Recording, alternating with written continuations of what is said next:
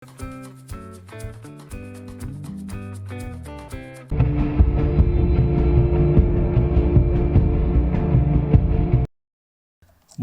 തിരുനെല്ലിയിലെ പ്രവീണയുടെ കൊലപാതകത്തിൽ പ്രതി ദിലീഷിനെതിരെ POCSO case ചുമത്തി. നമസ്കാരം. 14 വയസ്സുകാരിയായ പ്രവീണയുടെ കൊലപാതകത്തിലാണ് പ്രതി ദിലീഷിനെതിരെ പോക്സോ കേസ് ചുമത്തിയത്. 14 വയസ്സുകാരിയെ പ്രതി ലൈംഗികമായി പീഡിപ്പിച്ചെന്ന് കണ്ടെത്തി. കോഴിക്കോട് മെഡിക്കൽ കോളേജിൽ നടത്തിയ പരിശോധനയിലാണ് കണ്ടെത്തൽ.